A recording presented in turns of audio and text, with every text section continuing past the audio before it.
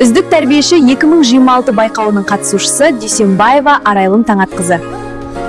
Армысыздар, құрметті педагогтар. Мен нөмері 44-ші Шаттық бөбекжайының тәрбиешісімін. Санатым педагог-модератор.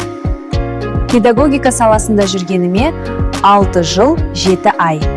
Балалар тәрбиесі мен үшін жүрекпен таңдалған мамандық. Ал балабақша әрбір баланың алғаш қадам жасайтын ең маңызды ортасы деп білемін.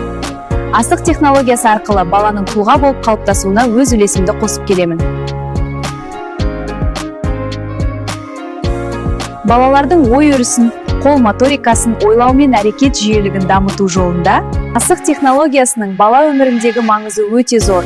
Ол баланың дамуына қызықты әрі ұлттық құндылықтарға негізделген жолмен әсер етеді. Сонымен қатар ойлау, салыстыру, есте сақтау, тез шешім қабылдау қабілеттерін арттырады.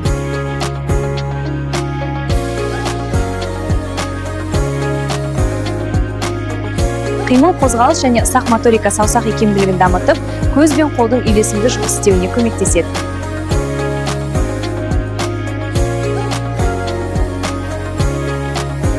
Әлеуметтік өмірге бейімдеу, топпен ойнау арқылы қарым-қатынас мәдениетін, сыйластықты, әділдік пен жауапкершілікті үйретеді.